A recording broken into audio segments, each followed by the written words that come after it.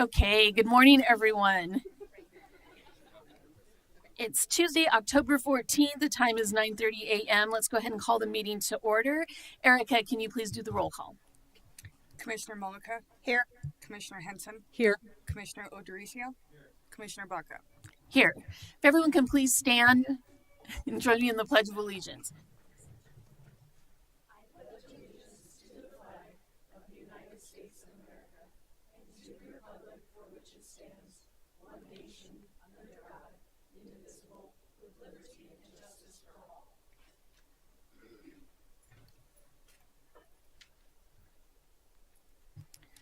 Okay, good morning. We're on item number 3, a motion to approve the agenda.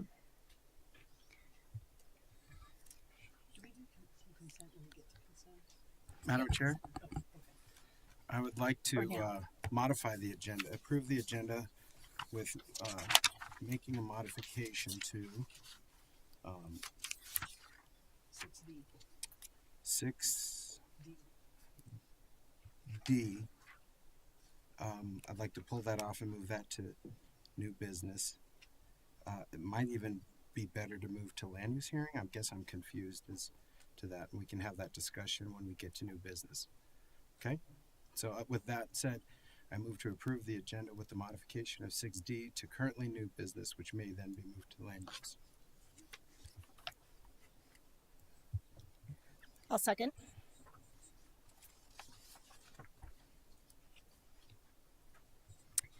And that motion passes 4-0. Okay, so good morning, everyone. So today we proudly recognize Italian American Heritage Month, a time to celebrate the generations of Italian Americans who helped shape our nation and our community right here in Adams County. So from teachers to artists, from business owners to public servants like this board's very own Commissioner Steve O'Dorisio, people of Italian descent have contributed so much to our local culture, economy, and neighborhoods. Today, we're honored to recognize Italian American Heritage Month and celebrate the vibrant history, traditions, culture, and accomplishments of Italian Americans across Adams County and the United States. So, all right. Commissioner Vice Chair Mollica will read the proclamation. Thank you. All right. So this proclamation is for Italian American Heritage Month, October 2025. Whereas Italian American Heritage Month is celebrated every October to honor and recognize the centuries of achievements, successes, and valuable contributions of Italian immigrants and Italian Americans. And whereas Italian American Heritage Month was first celebrated in 1989 by a special proclamation by both Congress and President George H. Bush. And whereas the first Italian Americans arrived in the U.S. over 200 years ago, and there are currently over 26 million Americans of Italian descent residing in the United States, making Italian Americans the 5th largest ethnic group in the nation.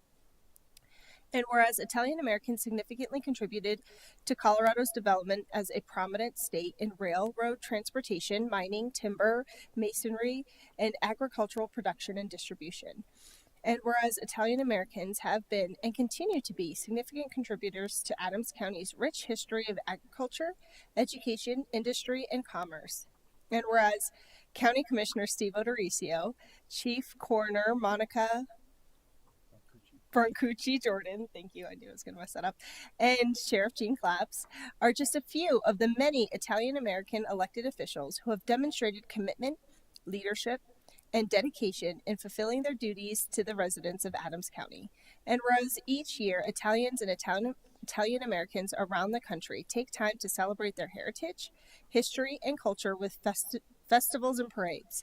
Now, therefore, be it resolved that the Board of County Commissioners of the County of Adams, State of Colorado, proclaims October 2025 as Italian American Heritage Month. Great. Thank you so much, Commissioner. So now I'd like to invite up speakers to offer comment on this very important observance. Is there anyone that would like to offer comment this morning? Sheriff Claps is Sheriff here. Claps is here. Please do not come down the stairs. I see crutches, so we're coming to you.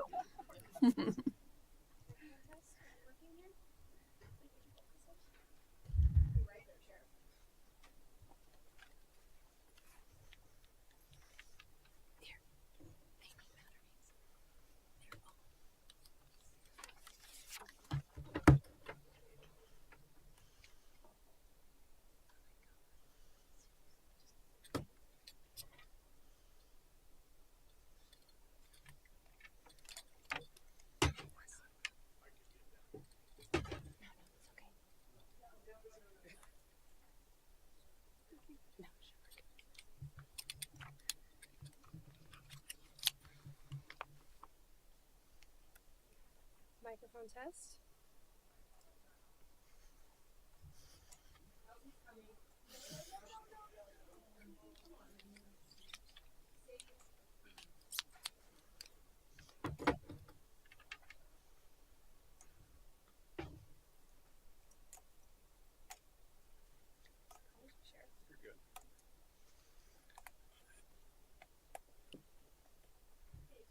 Hello, Commissioners, and thank you. This is the first that I can remember us doing this proclamation here in Adams County, and I appreciate the opportunity to be here in support of the Italian American cultures that have came to the United States over the years. My great-grandparents came from Italy. I was born and raised here in Adams County, and Adams County was really thrived, especially in District 3 or our lower Adams County, where truck farms and farming, not just with the Italian Americans, but the German Americans and the other cultures that came to the United States, and started the produce and the truck farms that supported the metropolitan area with produce and agricultural meat and beef and pork and other produces that have been produced for years. And thank you, and I appreciate being here and supporting this. Sorry, I'm a little out of breath and already wore out today. But supporting this Italian American Heritage Month, and I thank you and appreciate this opportunity. Thank you so much, Sheriff.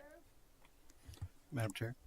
Yes. I want to thanks Sheriff Claps. Don't go up too far. We're going to do a photo with you down there. Yeah, we'll do a photo with you if you got a chance. I want to thank the commissioners for doing this. This is something that people have talked about for a number of years. We recognize a lot of the cultures in Adams County, and I can tell you the history of the Italian Americans in Adams County does go way back, as Sheriff Claps mentioned, and I think it's important to celebrate all these different cultures that we have here, the relationships between the Italians and a lot of those farmers, particularly the Japanese Americans up here, the Henderson and Brighton area, those relationships I hear about even to this day. We have a large Hispanic, Latino, Chicano community, and it's great to hear stories when you get folks together talking about how they all would try to help each other out, either in the farms or in the community. And those are the moments you realize that we're in this together no matter what. So I appreciate the board recognizing this, and thank you very much. Yes, Commissioner Henson. Thank you. I just want to say I'm happy to support this. I'm really proud. It's so fun to celebrate all that makes Adams County unique and our rich cultural history of agriculture and all the cultures who people from all the backgrounds who made and make Adams County their home. I grew up in Jefferson County. My parents are from small farming communities in South Dakota, and so I feel a real affinity to our great agricultural heritage. It's been a part of my family and my upbringing to cherish those memories of that time in our lives when our family was in agriculture. And so I'm just really excited to be in a community that celebrates this, and I'm really happy to support this proclamation. Great. Thank you, Commissioner. You know, Sheriff, I really appreciate you. First of all, congratulations on the proclamation, and thank you to Commissioner Odoricio for spearheading this and flagging it for our staff. I appreciate, Sheriff, that you really brought it home and grounded us in the agricultural history of Adams County. And that's where a lot of immigrants got their start, including my grandfather. And I think that, you know, looking back over 100 years, your family as well, to really be at the beginning of when the county was being built, that it was really those businesses, that entrepreneurship, a meld of different cultures and folks that built Adams County and contributed to our economy to what it is today. And so while we don't see as many agricultural farms or dairy farms, I remember seeing all kinds of farm down Highway 2, I-76 as you drove through Adams County. Highway 85 is another great place. And then my folks, of course, my mom coming from the Welby area remembers the orchards and different things. And so I just really appreciate you starting your comments there this morning. So we're going to come down, take a photo with you. Anyone in the audience that would like to join us, please come down and join us right now. Thank you.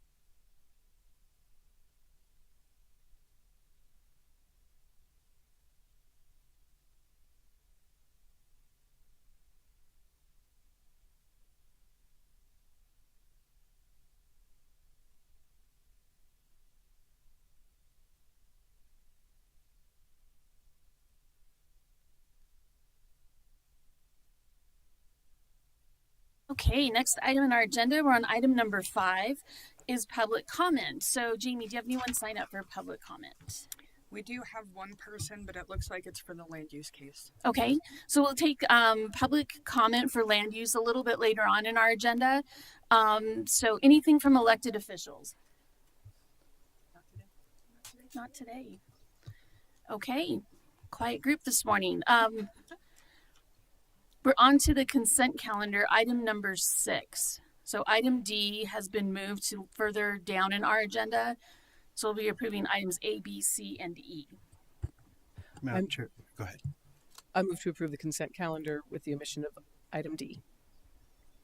Second. And the motion passes 4-0 with 1 absent. So under new business, county manager. Good morning. I will start with the first item that was already on the agenda. I am very proud and pleased to present to you our proposed budget for fiscal year 2026. The budget will be available online for public viewing today, and I'm going to invite Interim Director Mark Osborne down to share a couple more details about the process and where you can find the budget.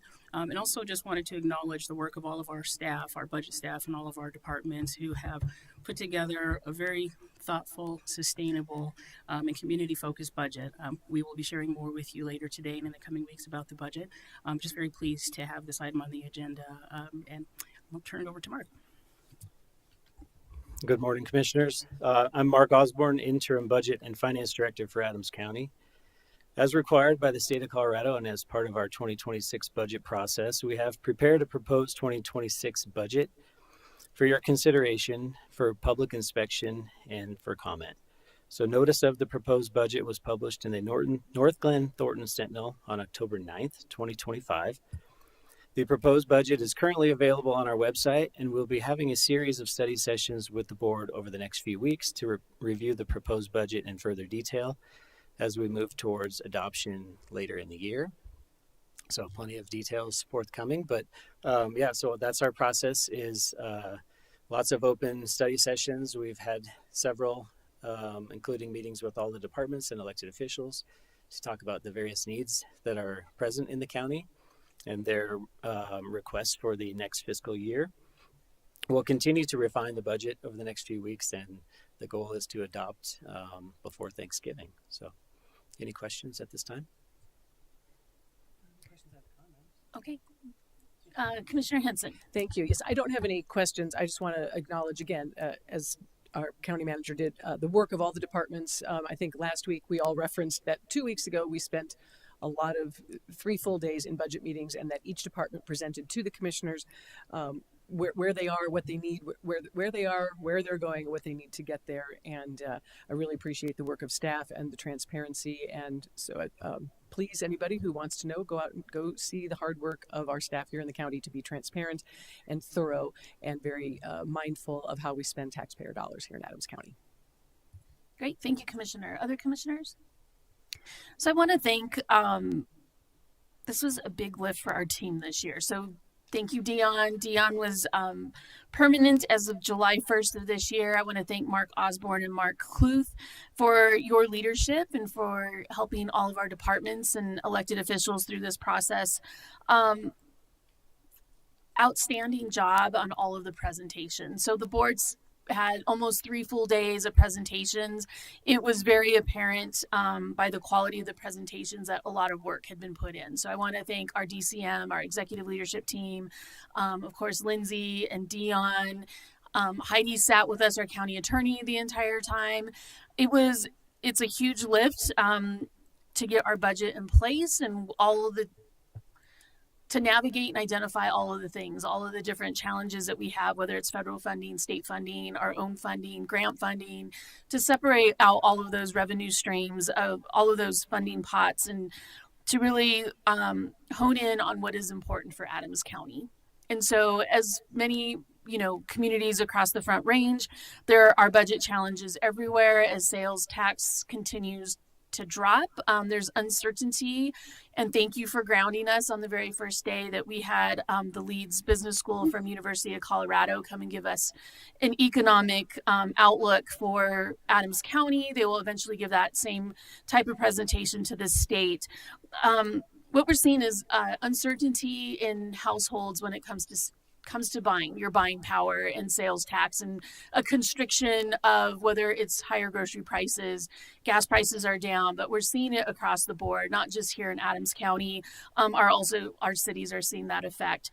We're also seeing a drop in property tax, and while you may not realize it so poignantly in your property tax statements, that Adams County, or Colorado, not Adams County, Colorado, we are 50 out of 50 states when it comes to property tax increases this time around. So we're seeing a leveling off of property tax. And what does that mean for us in the long term? And I believe we have the right team in place, our executive leadership team, and especially both to Mark Osborne, Mark Kluth, and at the direction of Dion. It's just been a fantastic number of days that we spent on the budget. I do want to say a thank you. We heard from all of those departments and or elected officials that wanted to come and meet with the board, did meet with the board. And then we had some that their budget stayed flat. And they had the option to meet with the board and they chose not to meet with us, and that's okay too. But I know everyone went in sharpening their pencils. Thank you so much to our colleagues. Sheriff Claps was there for his presentation. The assessor's office, treasurer's office, the coroner's office, the clerk and recorder, all of them teamed together and really brought together what was really needed for Adams County, and I appreciate that so much. So we have a big job ahead of us. We have more budget conversations coming this afternoon. All of our meetings are, I'm surprised still the number of employees that tune in. All of our meetings are recorded and they're broadcast live. So whether it's this meeting, which has always been done, has always had audio visual, but also our study session meeting. So if you're interested in the budget, we have additional meetings coming up this afternoon to talk about it. So with that, do you have a total amount for the proposed budget at this time? It's online. Oh, it's online. I don't want to give you the wrong number. I did not have that in my remarks. But, Same. yeah. No worries. Thank you, Mark. Okay, so we need no approval. Just Nope, it's presenting just it. Okay. information at this point. Yes. Fantastic. So thank you so much, and thank you to Mark Kluth as well. Thank you, Mark. You're welcome. Thank you, Dion. All right, our second item was formally on the consent calendar, item D, resolution approving Clear Creek Valley Subdivision amendments. And it looks like Jen is making her way. Staff is ready to present this as a land use case, or at least have we have a presentation. So just give us two minutes. Should we just move? Maybe we move that. Move it to land use. Agenda down to land use. Do we need to do that officially, County Attorney? I don't think it really matters. Jen, was it noted? It was noticed for today. There was no notice required. Okay. For this type of. So I don't think it matters which section of the agenda. It was on the agenda, so it's really up to the It's on board's the agenda pleasure. with the packet and everything. So Yeah, which the order I think is up to the chair. thank you. Okay. Let's go ahead and do county attorney, and then it's followed by the land use. So we only have one more item before we get to land use, and then we'll take you at that time. Okay. Thank you. Good morning, commissioners. I would ask that you adjourn into executive session today pursuant to Colorado Revised Statute 24-6, 402, 4B, and E for the purpose of receiving legal advice and instructing negotiators regarding the Zatkalik claim. So moved. Second. And that motion passes 4-0 with one absent. Okay, do we need a quick break for land use setup? Okay, so time is 9:51. Let's go ahead and come back at 10 o'clock for land use.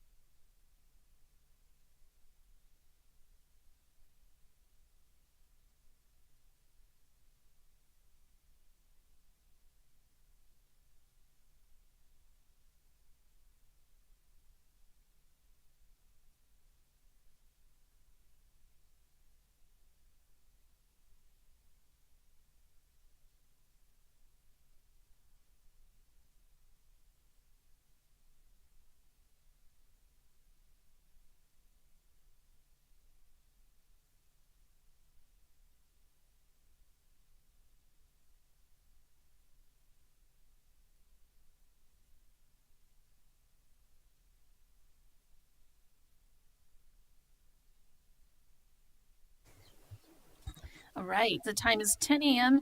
Let's go ahead and get started with the land use hearing cases. And did we want to, what's the pleasure of the planning department? Sure. Good morning, Jen Rutter, Planning and Development Manager. We'll present the case that was pulled off of the consent calendar, if that's all right with the board. And I was going to provide a brief explanation as to why we had it on the consent calendar. We are absolutely prepared to have a presentation to you all, but the requests are a lot line adjustment, which is typically administratively approved by staff, but it's also combined with an easement vacation. And easement dedications are typically on the consent calendar, so an easement vacation we felt made sense on the consent calendar. Between those two requests, they're relatively minor, but we have a presentation prepared and are happy to give that to you this morning. The applicant is not present because it was scheduled for consent. There were no notice requirements for these types of items, but Cody Spade is here and ready to present to you. If I might, since I'm the one who asked to pull it off of the consent, it just was odd to me that it was a land use issue, and I don't remember seeing it from the format very often, where it looks like it's a full land use case, and then it's either administrative approval or it's a land use case that goes through the planning commission. Do all the administrative approvals also go through the planning commission as well, like this one did? I don't recall this one going to planning commission. This one did not go to planning commission. So there are documents, there are land use approvals that go before the board only, like final plats, for example. You'll often see final plats and subdivision improvements agreements on your consent calendar. We don't present those to you again because you review and approve them during the preliminary phases, and the final plat is really just an engineering review and verification that all of the criteria have continued to be met. This case is an easement vacation. The easement was dedicated and accepted by the board, which is why it needs to go back in front of the board, which is why it couldn't be administratively approved. So I'm sure Sally Daggett could probably say that more eloquently than me. I guess when I'm looking at the packet, it does have, even on the front page, it did say PC recommendation. And so approval, to me, that indicates that there might have been, it was confusing. I do apologize. We have had that before. Do you remember last time where the PC recommendation on that front page was inaccurate? And so a lot of folks, and I have to admit, I look at it and I'm like, oh, I don't see the details of the planning commission meeting, but that indicates to me that the planning commission is making a recommendation. I'd like to pull this off, get that modified and updated and corrected. And then I just don't remember seeing these full packets like this. Does it happen that often that I maybe just missed it? Where it looks like it's a full-on land use packet, and just there's a difference between the administrative approval format, I thought, versus like something that requires us to approve. And so anything that requires us to approve like this, it was a little confusing for me. And I apologize for missing something in my head. It just seemed awkward. Yeah, and I do apologize for the typo there. It should say staff recommendation, and we're really working on trying to catch all the places that say PC recommendation, because we really wanted to show what the recommendation is from staff. And yeah, we've been trying to do better about providing more information to you all, especially if it's on consent agenda. We want to provide that same information that we're providing for the land use cases. We understand that you all appreciate that type of information, and so if there's a different level of information that you're looking for, we're happy to take that feedback. If you could, later on, you can send me some examples where we've kind of allowed this because it was not two items that caused a little confusion. So there was one item here that is the administrative approval of a line adjustment, right? And then there is the consent on a minor plat amendment, which doesn't require a full hearing, but does require our approval still, correct? That's correct. Okay. And I have to admit, it was confusing for me in part because it was the format and it looked like a full land use case. And I think if we could just find a way to clarify that, and part of that might be educating us on how to clarify that. And it was that little piece that was like, wait, it says PC. So I appreciate the ability. I would recommend that we just pull this off, get it corrected on the record, And then if we have questions about the process, I think it is still good to for us to clarify somehow in a way that people watching can look at it and say, it doesn't look like we're kind of bypassing a public process where it's actually required. And I know Sally and our team from the county attorney's office are working on helping us kind of shore up our processes too. Sure. Thank you, Commissioner. Commissioner Henson? Thank you. And I just want to make sure that I'm understanding. So in the summary, so this original plat was approved back in 2023. Is that correct? That's correct. So that's when the board accepted the easement That's vacation? Yes. Okay. So that's why, that is why that it was not in my head that I couldn't recall having this case when I was reading the consent calendar. Thank you. Thank you, Commissioner. So I think okay. I was just going to clarify to make sure we had direction. So Yes, bring thank you. this back on consent with the packet corrected to make it clear it did not go to Planning Commission. And then if the board has any other questions about whether it's appropriate for consent, that will happen. Or do you want it brought back as a land use case? If there's a way to correct the existing packet to take out Planning Commission, the presentation is ready to go. I say we hear this and we vote on it today. And we could make that definitely do. note for a future meeting, but I defer to the board on what your pleasure is. I don't see any reason to delay this.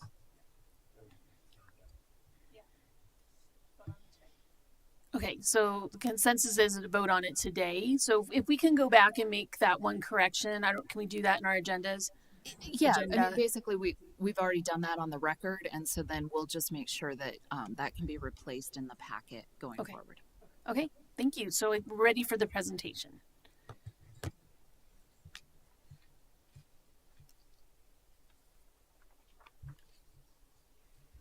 Thank you, Chair.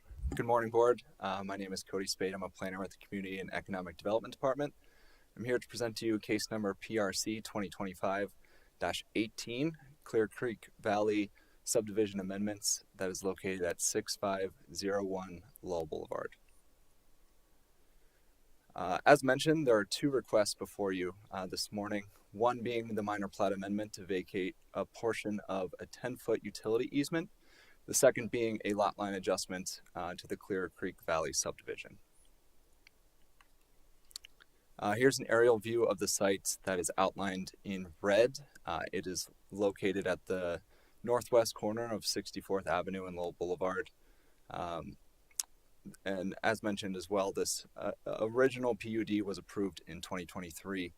There was an additional amendment number 1, just clearing up some minor things on the original PUD that was approved in 2024.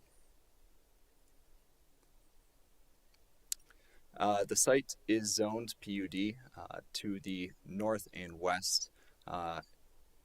Adjacent to the site is zoned R1C. Across Lowell Boulevard, the majority of the surrounding area is zoned R2 residential, with the exception of a PUD located on the corner of 64th Avenue and Lowell Boulevard. And to the south of the site is zoned R4 residential. The future land use for this site and the majority of the surrounding area is residential medium, with the exception of that PUD across the street with a future land use of residential high, as well as the site to the south being mixed use. There is a portion along Lowell Boulevard that contains the Jim Baker Trail that does have a future land use of parks and open space. And so when reviewing the two requests before you today, the criteria that shall be considered is for a plat correction, the lot line adjustment complies with these standards and regulations in the original conditions of approval. Non-conforming lots are not created by the lot line adjustment, and in the case of non-conforming lots, the non-conformity is not increased. The lot line adjustment is in keeping with the purposes and intent of the subdivision regulations, and the approval of the lot line adjustment will not adversely affect public health, safety, and welfare. And similarly, for the plat amendment or the easement vacation, it shall comply with these standards and regulations. and the original conditions of approval. Non-conforming lots are not created by the easement vacation. In the case of non-conforming lots, the non-conformity is not increased. The easement vacation is in keeping with the purpose and intent of the subdivision regulations, and the approval of the easement vacation will not adversely affect the public health, safety, and welfare. So this is the proposed plat that the applicants had submitted. At the top here, highlighted in yellow, you can see where that easement vacation would take place. It should also be noted that the applicants have worked with Xcel Energy in proposing this, and there are no existing or proposed utilities within that space, and Xcel has given their blessing to the applicants to move forward with this easement vacation. And here are the lot line adjustments. The portion here at the top is in relation to that easement vacation, while the one to the bottom here is a lot line adjustment close to the clubhouse that would be on the planned unit development. As the applicant went through the construction process, some of the building footprints did get adjusted, and because of some of the site limitations over here to the north of the site, the lots could not be adjusted that way. So that's when the applicant reached out to Xcel and was able to speak with them about maybe vacating that easement. Xcel gave them their blessing. So both the lot line adjustments for related to the easement as well as for the clubhouse would meet the original setbacks of the PUD and the original conditions of approval. During the referral period for this, we did send out 230 notifications to all adjacent property owners. We didn't receive any comments from the public as a part of this application, and no referral agencies responded with concern. But as noted, Xcel Energy has been working with the applicant through the process. So staff's recommendation, after analysis, we did find that it complies with the development standards. There's no non-conforming lots that are being created. There's no detriment to the public good, and therefore staff is recommending approval of the plat amendments PRC 2025-18 with 8 findings of fact, 1 condition, and 1 note. The findings of fact are as follows.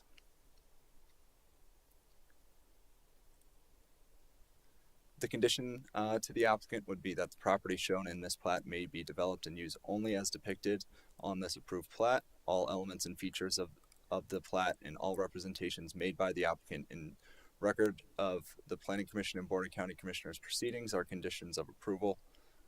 No change from the conditions of approval is permitted unless an amended plat is first submitted and approved by the Director of Community and Economic Development Department or Board of County Commissioners as applicable.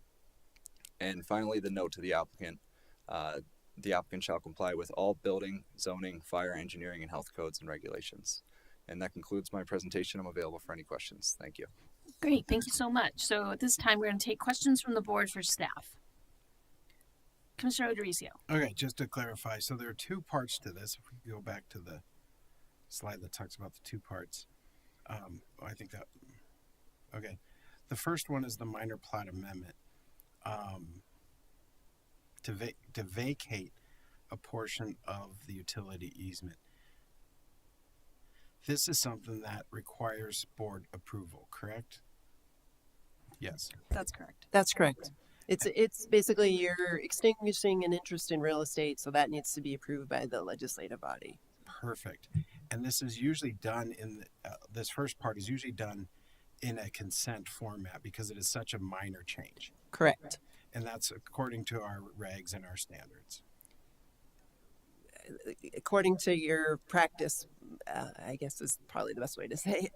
Okay. Well, I think that's clear. That's fair to actually say that we might need somehow to clarify what our threshold is in the future. Somehow to clarify what is our threshold between when we put something up in front of the board versus when it's a consent.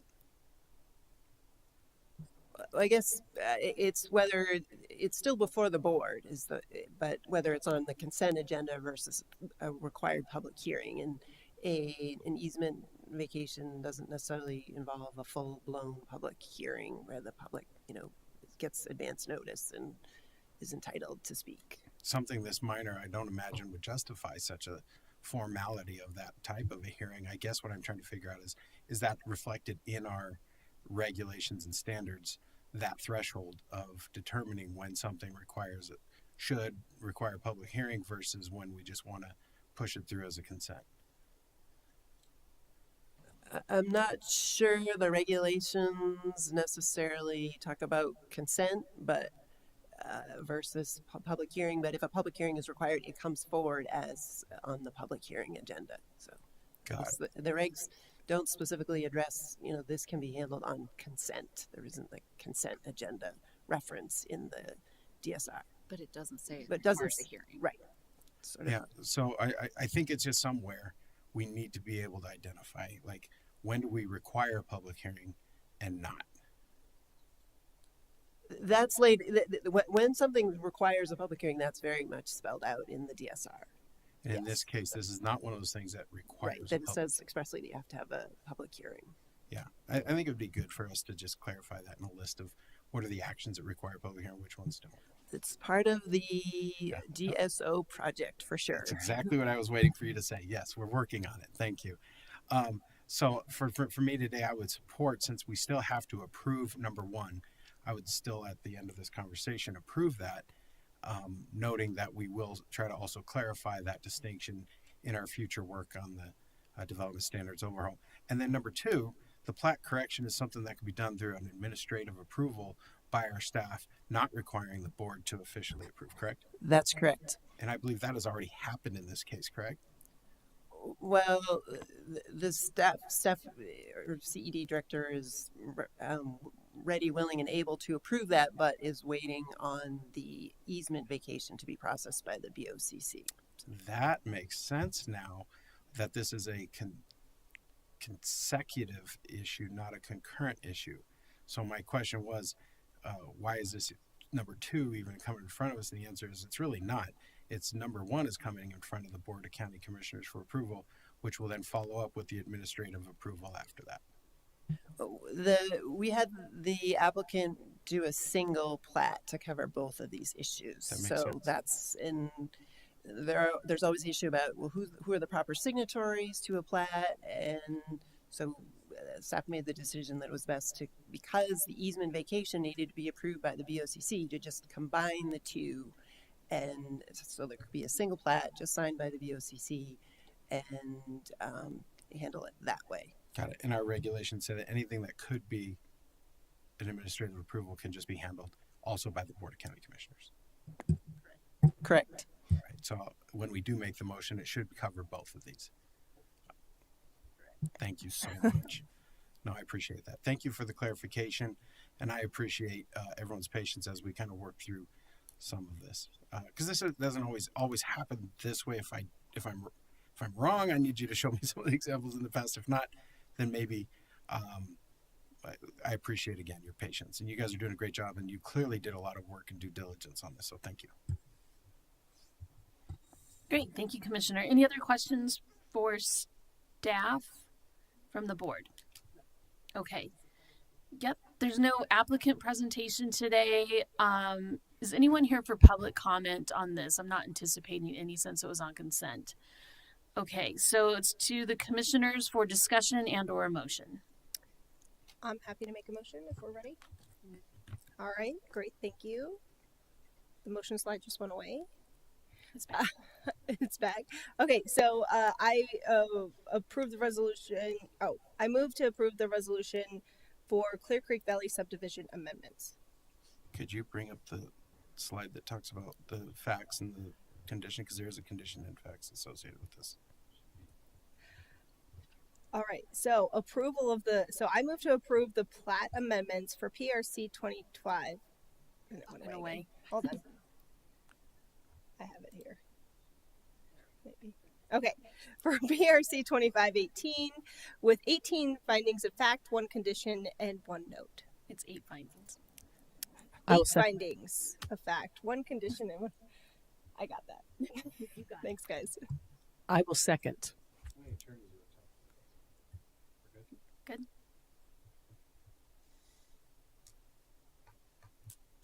And that motion passes 4-0 with 1 absent. Thank you so much to staff for entertaining that. Next item is the Rocky Mountain Rail Park, PRC 2025-00008.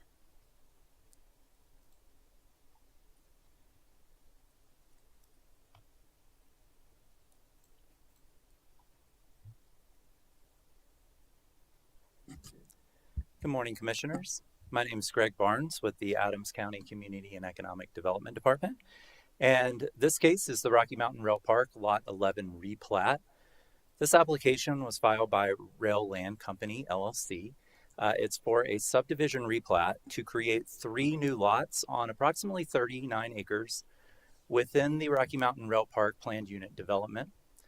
There is also a waiver from subdivision design standards application, which would allow these lots to be served by a private roadway. A little background on this type of application. So Rocky Mountain Rail Park subdivision and planned unit development was approved in September of 2020.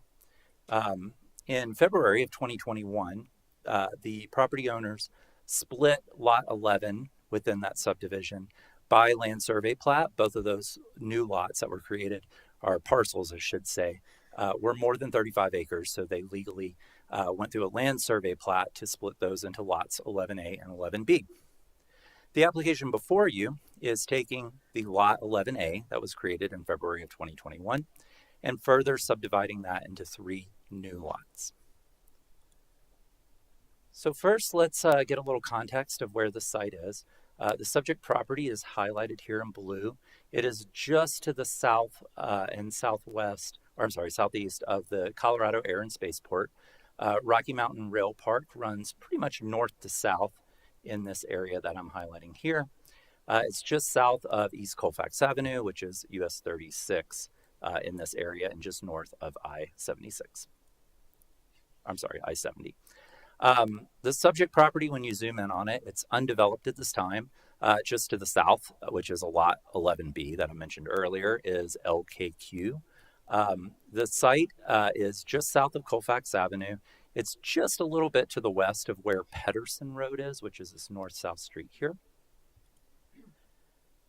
The site, as I mentioned before, it's within the Rocky Mountain Rail Park PUD. It is surrounded by other lands that are zoned Rocky Mountain Rail Park PUD. There are some outlying agricultural lands to the east and to the west of the site, but none are directly adjacent.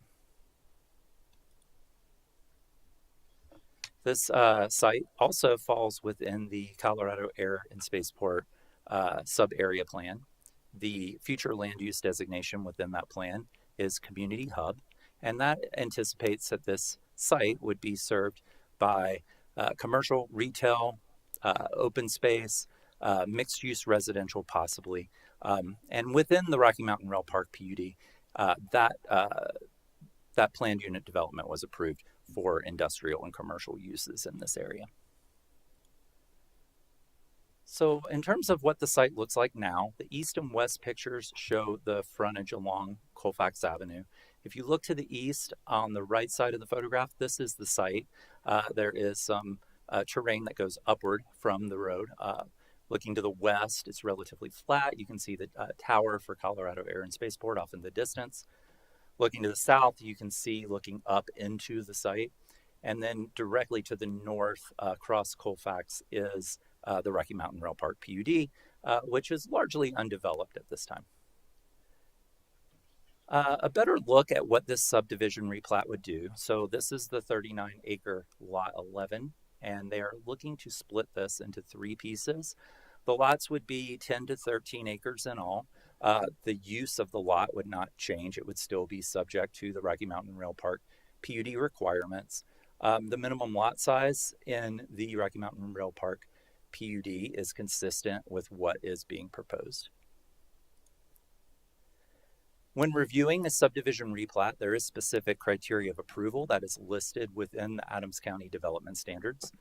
That criteria has been evaluated by staff, and I'll run through that very quickly. We are looking that the subdivision replat will comply with the standards and regulations and the original conditions of approval. In this case, staff did review the 3 lots being created. It does conform to the standards of the Rocky Mountain Rail Park PUD, and none of the original conditions of approval on the subdivision are being nullified or changed, and they're not really applicable to this replat itself. In terms of non-conforming lots being created, there are none. These lots would be fully conforming with lot width and lot size. In terms of consistency with the purpose and intent of the subdivision regulations, the lots conform to the subdivision design standards with the exception of the one waiver, which I'm going to talk about in a minute. This application was reviewed by both the Colorado Division of Water Resources and the Colorado Geologic Survey. None of those agencies had concerns with this request. And then that the request would not have an adverse effect on health, safety, and welfare. We did send this out for referral to the local fire district and the Adams County Sheriff. There were no comments on this request. And this site is within the airport influence zone, which does restrict residential uses on this property. The waiver from subdivision design standards also has some criteria that would need to be evaluated as well. There needs to be a hardship and practical difficulties that result in a strict compliance or difficulty for a strict compliance of the standards, that the regulations are served better by the alternative that's being proposed, and that the request doesn't nullify the purpose of the development standards. The request itself would be that these 3 lots are accessed to the south by a private road network, which already exists within the Rocky Mountain Rail Park PUD. The road would run here, and the road actually serves to collect traffic and run along this. On the west side of the property, there's another existing private roadway, and that would allow these lots to have traffic collect into a singular point with access onto US Highway 36 rather than having multiple driveways and accesses there on the highway. During the referral period, we did notify all property owners and residents within 1 mile of this application. We sent 55 notices. There were no public comments received on this case. We also notified referral agencies within the area who we believe might have concern, and none of those agencies listed provided any concerns with this application. A public hearing was held before the Planning Commission at the end of September. The Planning Commission did ask about points of access on US Highway 36. They wanted to ensure that the sites would have adequate access on and off the highway. And there were no members of the public that spoke at the hearing. The Planning Commission did recommend approval of this application by a 7-0 vote. So in summary, and staff's review of this application, or these 2 applications, staff believes that this application conforms to the original conditions of the approval. It conforms to the zone district standards within the PUD. It does not have a negative effect on public health or safety. And the waiver does provide an overall better purpose of the standards and regulations. So staff is recommending approval of the replat and the waiver from subdivision design standards with 7 findings of fact, 1 condition, and 2 notes. I do have those available on the screen if you'd like to review them. And that concludes staff's presentation. Great, thank you so much. So at this time, we'll take questions from the board for staff on the presentation in this land use case. I have a question. Commissioner Henson. Thank you. Can you go back to the slide that shows that off to the side shows kind of a mixed use development? It was early in the slides here.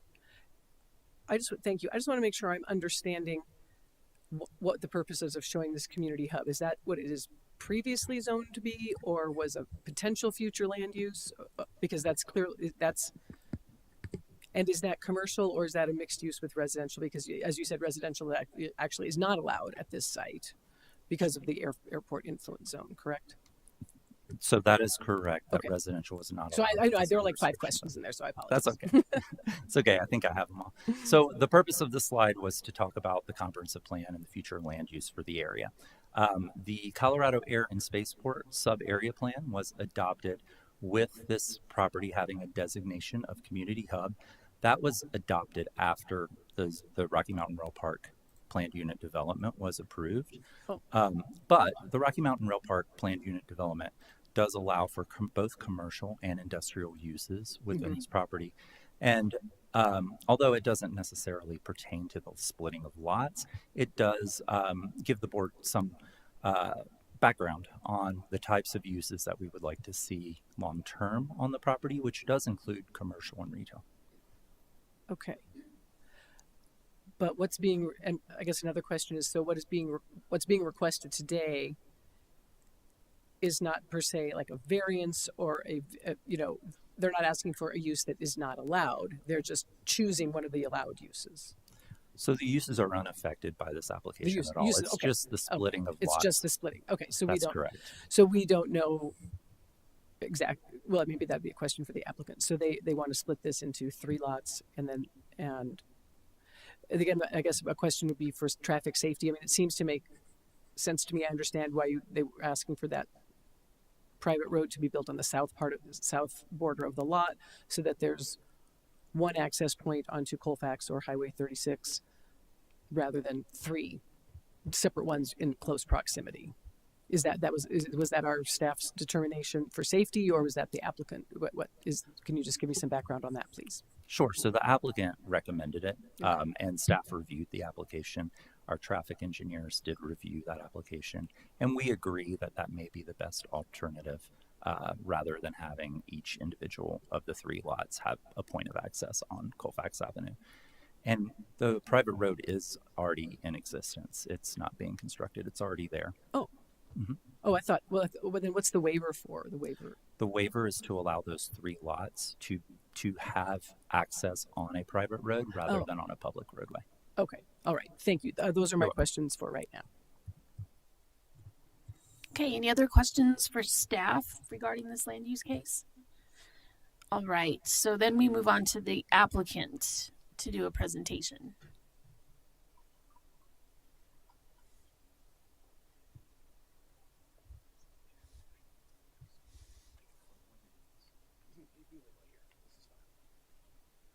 Good morning. Good morning. My name is Mike McClintock with Rocky Mountain Industrials. We're grateful to be here. As Greg described, thank you for the presentation. We are expressly requesting a replat of our southern lot 11A. It's to break it into 3 smaller lots. Right now it's 35 acres. It would break it into 10 to 13 acres, a variety of those. We do have a purchase sale agreement right now with a customer on the eastern side. So this is really for the express purpose of breaking the lots into smaller lots.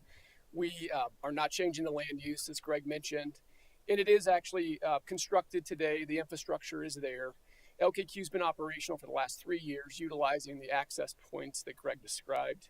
And we do have a smaller road that is running between our 2 access points on the southern piece that Greg described, and we want to convey that over to the district, to our metropolitan district. So that's really a recap. Happy to answer any questions you may have. Fantastic. Thank you so much. So questions for the board for the applicant? No questions. So thank you very much. Thank you. You can have a seat. Yep. Is there anyone here from the public? So we're on to public comments that would like to talk about this land use case. We had 1 person. It might be for the next case. Okay, so no one for public comment. Back to the board for discussion. So who would like to start us off? Commissioner Mulligan. I don't have any comments or questions at this time, but I'm happy to make a motion when the board is ready. Okay. I don't have any comments at this time either. All right. And happy to second. I will make that motion. I approve. I move to approve the subdivision replat and waiver for subdivision design standards PRC 25-8 with 7 findings of fact. Got that one right this time. 1 condition of approval and 2 notes to the applicant. Second. I second it. Okay. Seconded by Chair Baca. Okay, and the motion passes 4-0 with 1 absent. So congratulations. Thank you so much for coming forward.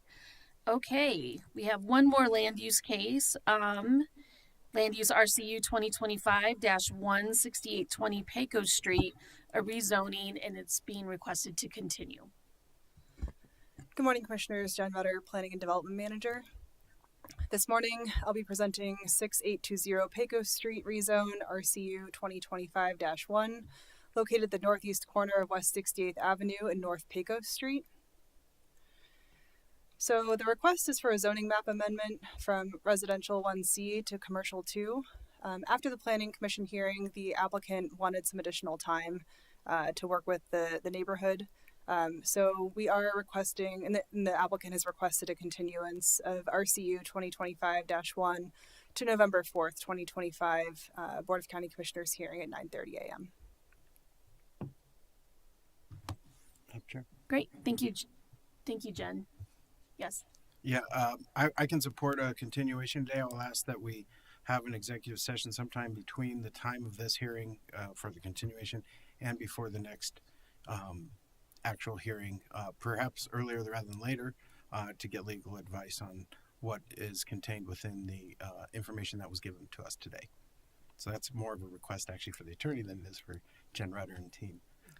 But rather than slowing us up today, it's my understanding we have a continuation. I do have some concern a little bit that the continuation came today, did not include a packet, and therefore we almost don't have a choice but to continue. That wasn't even given to us. And I thought sometimes in the past we have that choice, but for what situation we were put in today, we don't even have the packet. We don't have a record for us to even hear the case. And so I will support a continuation. And I will ask for the board to support an executive session in the future after this sometime today, even if it happens anytime between the end of this continuation and before. Yes, Sorry, go ahead, Jen. I agree and understand. My comment is I do believe there might be members of the public as well. It sounds like someone signed up for public comment. We did attempt to notify as many people as we possibly could because we know that there's quite a lot of interest in this case. So just wanted to leave that there. Okay, thank you, Jen. So there's a request to continue. So do we want to vote on? We have to go through. Okay. The historical process of this board is that even on continuation, where there's members of the public that have signed up to speak for or against this land use case, that they make a record, that we will take their testimony. And so there's no applicant presentation today, is my understanding. Is there questions from the board for staff before we go on to public comment? Any questions from the board for staff? The hard part is just that the exec session. The hard part is there was no packet sent to us on this case. And that makes it difficult for us to understand the context in which we're going to hear the testimony, which is frustrating, but we will be able to take the testimony from the public today. When we finally get the record on the rest of the case, we'll be able to apply that testimony as it's recorded, as well as just like any sort of email that we might have gotten, I guess, and then apply it to what we learn about later. It just feels like we're kind of we got somebody put blinders on us and, put our, tied our hands behind our back. And so we're just kind of here for the ride to listen and create a record that has to be applied later. Okay, so I'm just going to hop in here real quick. And if I state this incorrectly, if you can correct me, Sally. So for the member of the public that is here and for those that are watching or other applicants that are still sticking around, in a land use case, the process doesn't come to the Board of County Commissioners. So we're not fully aware of 6820 Pecos Street rezoning. So we don't have all of the context of that project before us. So it is an opportunity to allow it's an opportunity for the applicant to see the process through, also for the public to engage. So any conversation, any information given to the Board of County Commissioners in this applicant period, this time frame, it's a very fancy term. It's called quasi-judicial, which means that if we engage in conversation, would we have an opinion going into a meeting, if the public and or applicant have access to the board to influence us in any way. And that's not being mean. That's just even saying this is my project. here it is, and we have the time to think about it. Sometimes that doesn't offer the public the same access.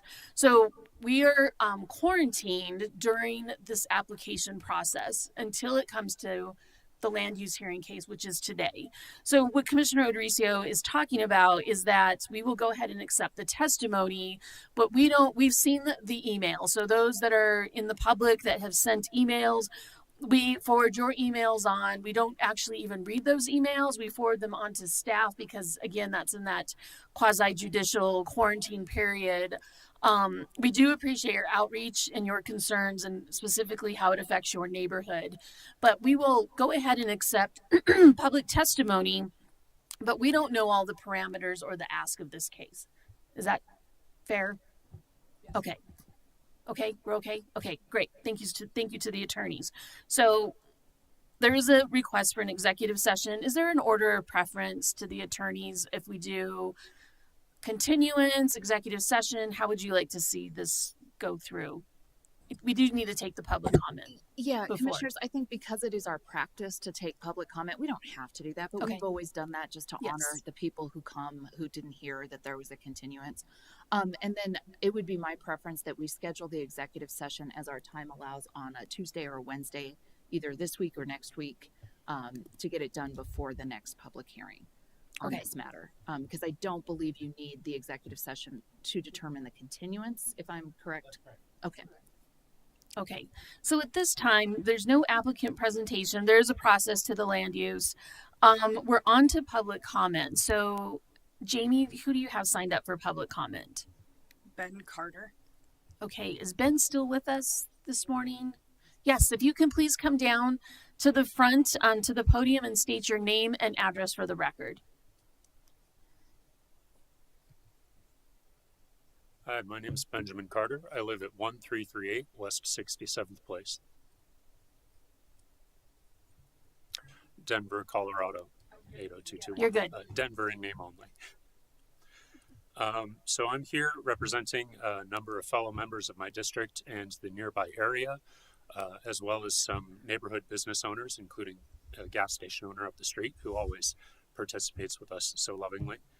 The last time that I was at a meeting on this property, it was not before yourselves, commissioners, but with a gas station company that was there to do discovery.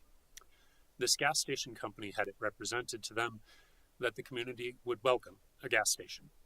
They were very surprised by an extremely hostile audience. I feel similarly today towards the gas station concept. However, I have heard, as I believe you have heard, that the property owner attempted to convey a voluntary restriction to the district. The HOA district in that area cannot enforce that property restriction and unfortunately was forced to decline that restriction. Based on these facts, me and my fellow citizens in the area, we feel that given the past misrepresentation, some serious skepticism, we would like to see community engagement. There have been some public studies by Jordan Reck that were conveyed to previous members of the Commissioners Board, possibly yourselves, and I can share this with you, but I don't have the details of that survey, for what we would like to see near our community. But as it is today, I urge you to vote no on this until we know more. I have not seen transparency, I've not seen participation, except with the organizations that could allow things to move forward. And I would like to see that participation.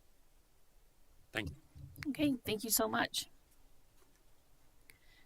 All right, so we're at the point, is there any commissioner discussion or do we need to have a motion to continue? Madam Chair, is there anyone else in the audience? There's no one else here to testify? I don't believe so. Is there anyone else here to talk about the 6820 Pecos Street land use hearing case?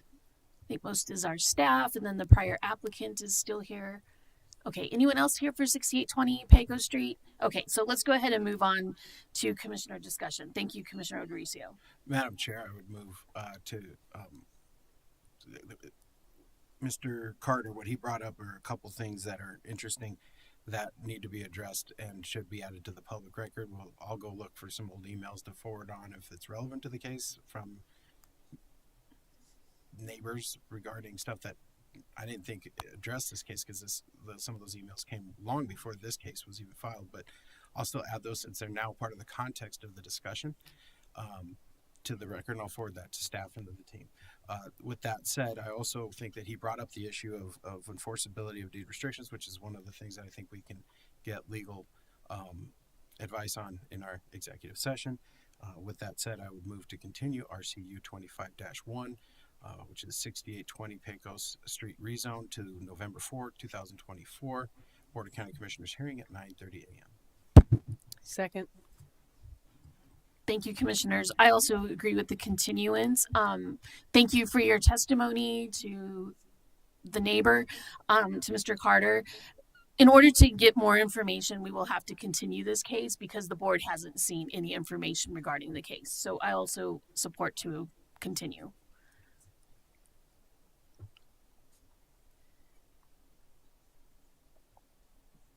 And the motion to continue the case passes 4-0 with 1 absent.